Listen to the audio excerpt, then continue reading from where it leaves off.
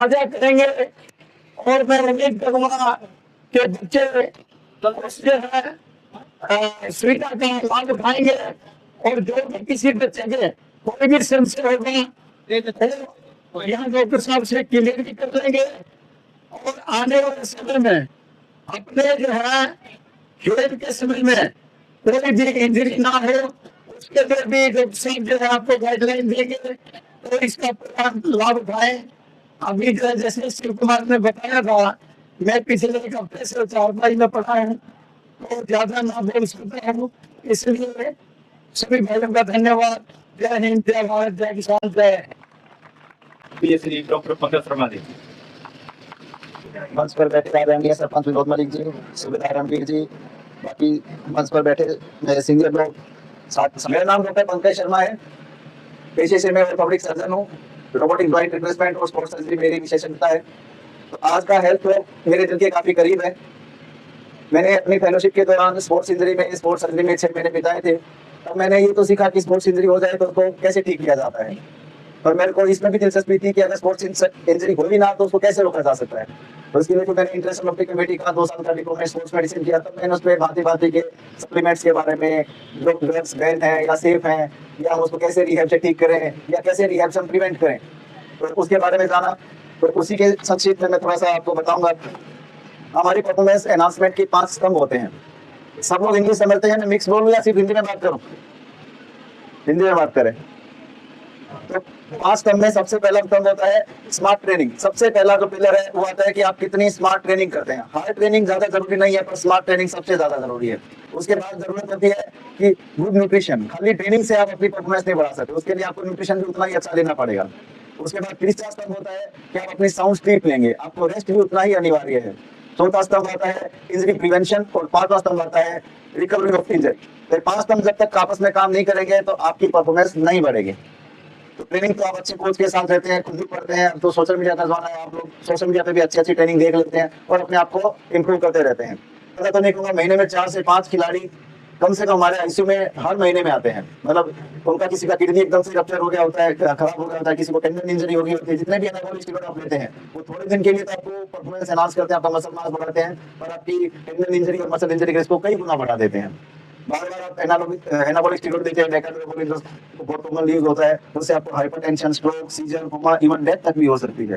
सफलता का कोई शॉर्टकट नहीं है, बिना जोखिम के कोई शॉर्टकट नहीं होता है। तो जो चीज आपको भ्रांति दिखाती है कि इसको करके मैं ऐसा बन जाऊंगा, उससे दूर रहना है। ठीक, आप लोग सवाल पूछना चाहेंगे? किसी की कोई क्वेरी है, कोई मिथक है, कोई भ्रांतियां हैं, कोई डाउट है?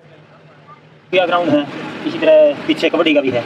तो इनमें गुम चोट ज्यादा लगे हैं सर। गुम चोट जैसे हाँ, कहाँ की गुम चोट? जैसे बॉल लग जाती है बच्चों को, हॉकी स्टिक भी लग जाती है, और कबड्डी में तो आपको पता ही है घुटना लग गया, गिर गए। अगर हमें चोट लगती है तो उसका सबसे मुख्य कारण होता है सामने वाले का खराब टैकल या जानबूझ के चोट मारना। तो हमारी ट्रेनिंग का पहला पार्ट है, हम अपनी ट्रेनिंग सुधारनी है। दूसरा, हमारी अपनी परफॉर्मेंस के लिए हमें अपनी मसल की कोर स्ट्रेंथ भी बढ़ानी है। अगर सामने वाला चोट मारता भी है तो हमारी स्ट्रेंथ इतनी होनी चाहिए कि हम उससे बच सके, लग भी गई तो हमारे को मिनिमम इंजरी हो। जो पहला इंपैक्ट होता है कि आप उस बॉडी को, अगर आप खुद से उठ पा रहे हैं तो मतलब इंजरी इतनी गंभीर नहीं है। अगर आपको उठा नहीं जा रहा है, कोई आपको सपोर्ट करके उठा रहा है, तो आपको उसको हल्के में नहीं लेना है। 5 से 7 दिन बाद भी अगर उस इंजरी से आप रिकवर नहीं कर पा रहे तो बेहतर है आप अपने स्पोर्ट्स फिजिशियन से कंसल्ट करें। किसी के कहने से कुछ नहीं सोचना होता। बच्चे के लिए जोरदार तालियां बजाएंगे कि उसने उत्साह तो दिखाया है ना।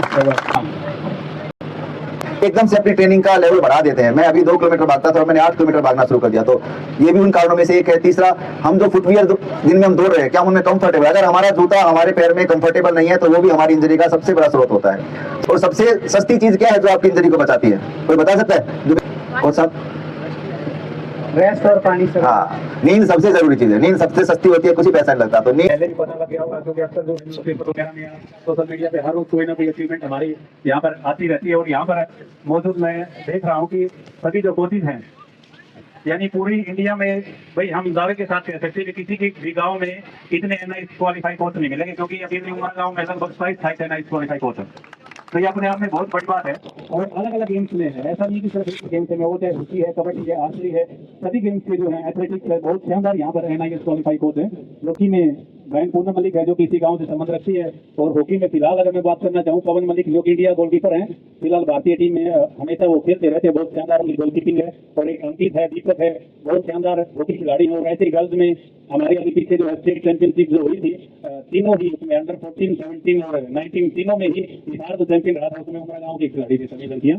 ये भी बहुत बड़ी अचीवमेंट अपने आप में, स्टेट चैंपियनशिप के अंदर खिलाड़ियों ने बहुत शानदार प्रदर्शन किया। और आंसरी के भी कोच यहाँ पर मैं देख रहा था, मंदिर मलिक भी आए हुए थे, और कबड्डी के कोच रवि मलिक, राजेश सुरेश मलिक, हैंडबॉल के कोच जो हमारे सुरेश मलिक जी, सभी जो कोचेज यहाँ पर आएंगे सबका बहुत बहुत धन्यवाद, स्वागत। अब मैं निवेदन करूंगा हमारे जो सरपंच है विनोद जी, वो बुके लेकर के हमारे मेहमानों का स्वागत करेंगे।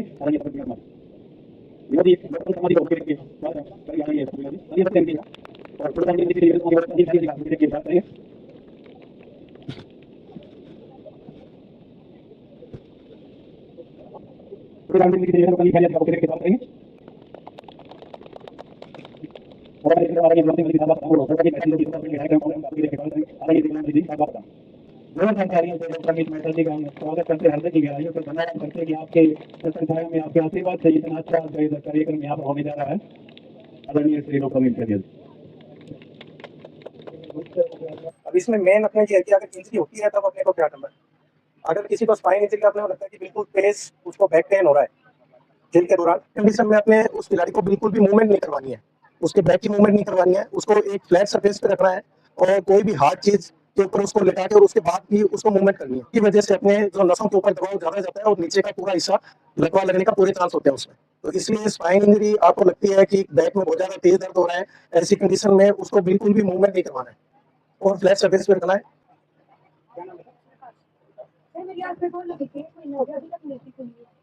उसमें आंख से दिखाई से दे रहा है आपको भी। हाँ, तो आंख के आसपास के अपना जो नर्म होती है, वो सॉफ्ट टिश्यू होता है, तो यहाँ पे जो सूजन आती है वो थोड़ा धीरे धीरे जाती है, लंबे टाइम में जाती है और सूजन आती भी जाता है, पहले धीरे धीरे बढ़ती है, उसके बाद धीरे धीरे कम होती है। तो अगर आपको दिखाई सही दे रहा है, आंख आपकी लाल नहीं है, तो कोई टेंशन की बात नहीं है। एक साइड में होता है, ये मसल पेन का ही होता है इसमें, है ना।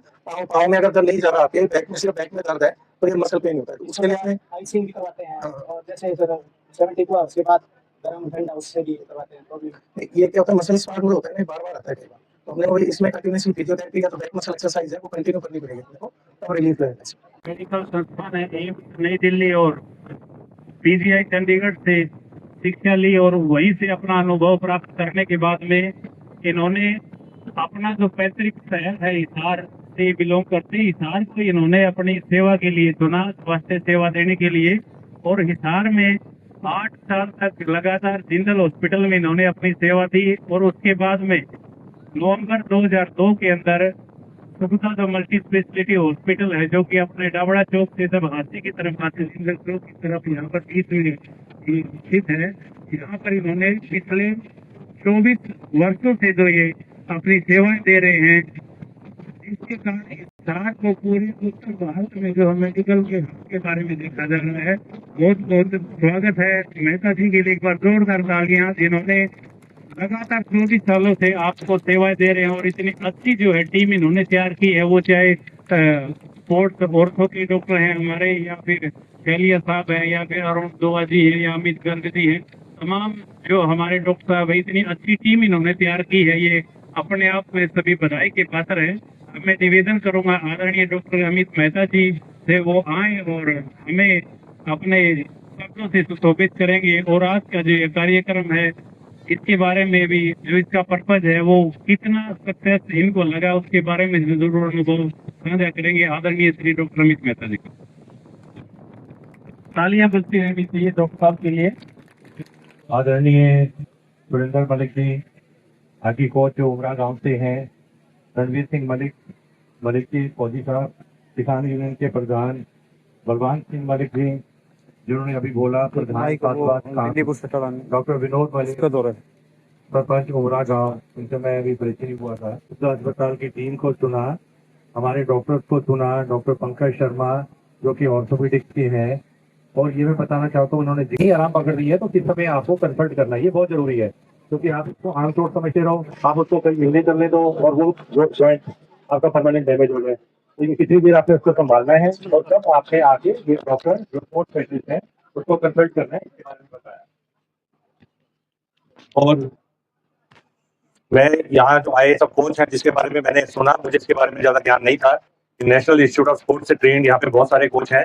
इन कोच का काफ़ी एक्सपीरियंस होगा, इनका इंटरनेशनल खिलाड़ियों के साथ एक्सपीरियंस रहा होगा, इनका इंटरनेशनल खिलाड़ियों के साथ खेलना रहा होगा, इन्होंने international physiotherapy, sports injury specialist को भी देखा होगा। तो ये जो मेरे आज का जो भारत बैठा है मेरे आगे, जो ये आगे का भविष्य का भारत है, मैं समझ सकता हूँ कि इनको कितनी अच्छी कोचिंग मिल रही होगी, ट्रेनिंग मिल रही होगी, और ये आगे जाके अच्छे खिलाड़ी बनेंगे और यहाँ से अच्छे खिलाड़ी जा भी रहे हैं।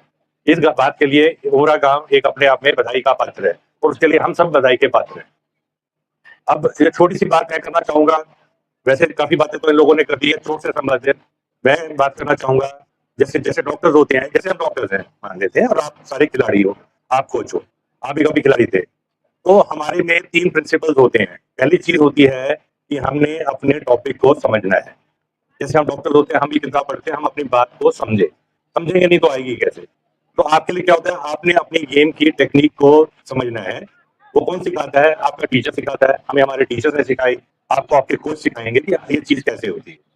दूसरा होता है कि हमें उसकी प्रैक्टिस करनी है।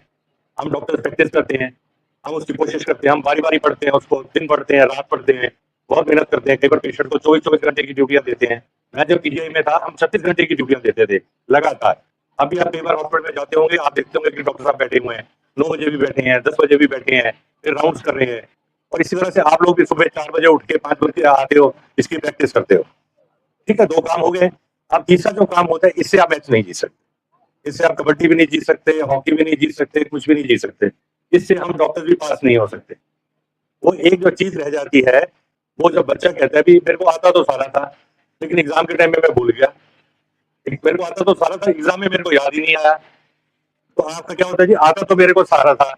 जब आप अच्छे खिलाड़ी बनोगे तो चारों ओर 500, 1000, 2000, 5000, 10,000, 50,000 लोग बैठे होंगे। जब लोग बैठे होंगे तो वो खेल नहीं रहता जो आप खेलते हो यहाँ पे। ठीक, तो उसके लिए जरूरी होता है आपको अपना ध्यान लगाना। उसका मतलब होता है कि जितना बाहर शोर हो रहा हो, आपके कान पे कतई असर नहीं आना चाहिए, और जितने लोग बाहर बैठे हो वो आपको नजर ही नहीं आने चाहिए। आपको तो हॉकी की स्टिक और हॉकी की बॉल और मेरे दूसरा सामने वाला कहाँ खड़ा है, या मैं कबड्डी खेल रहा हूँ तो उसने क्या दाव बनाया हुआ है और मैंने उस दाव को कैसे काटना है। अगर मैं फुटबॉल हूँ तो मेरा ध्यान फुटबॉल पे। बाहर कितने लोग क्या शोर कर रहे हैं, सारे मैच उमरा में नहीं होंगे। आपका मैच भिवानी से हो, महेंद्रगढ़ से हो, आप महेंद्रगढ़ खेले गए, वहां पे महेंद्रगढ़ के बच्चे हैं, वो सारे शोर आपके अगेंस्ट मचाएंगे, वो कहेंगे भी उमरा हार गया, कहेंगे ना। और अगर आप मान लेते हैं कोई अच्छे खिलाड़ी हो, आपका मैच हो गया इंग्लैंड से, हो गया आपका अमेरिका से, हो गया, वहां मैच खेलने गए, तो वो आपके लिए थोड़ी आवाज लगाएंगे, वो ये कहेंगे वाह वाह वाह, इंडिया हार गया, इंडिया हार गया, इंडिया हार गया। तो इसमें आपका ध्यान नहीं जाना चाहिए। इसके लिए आपको प्रैक्टिस भी अच्छी करनी है और ध्यान लगाना, गेम के अंदर ध्यान लगाना भी सीखना है। उसकी भी कलाएं रहती हैं, वो कभी अगली बार विषय रखेंगे इसके बारे में। तो एक टेक्निक का होना, एक उसकी प्रैक्टिस का होना, और एक जब मैच होगा तो हमें कोई चीज डिस्टर्ब नहीं कर रही है, इस चीज पे हम लोग ध्यान लगाएं। इसी के साथ मैं अपनी जीवन को विराम देता हूँ। धन्यवाद। इन्हीं की सोच की गई, इन्हीं का जो प्रयास है, जो कि बहुत शानदार आपका ये कार्यक्रम रहा। आदरणीय सूबेदार रणवीर सिंह मलिक जी से निवेदन करूंगा और डॉक्टर अनिल खैरिया जी को मोमेंटो देकर के सम्मानित करेंगे।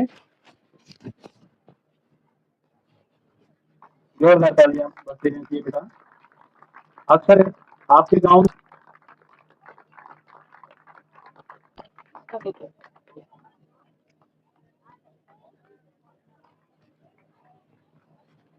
यादगार के लिए बहुत ही सुंदर ये चित्र लिया जा रहा है, ताकि हम हमेशा ही याद रखेंगे भी इतना अच्छा जो कार्यक्रम आपके मैनेजमेंट के अंदर यहाँ पर किया गया था।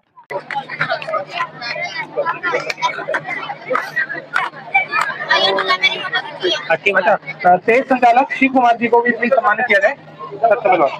जोरदार तालियां, इन्होंने पूरा मंच संभाला है, एक एक चीज आपको डिटेल में बताई है।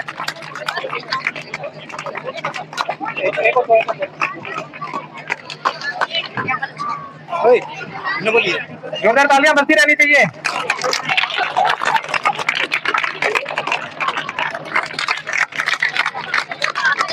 धन्यवाद, धन्यवाद, सभी का धन्यवाद।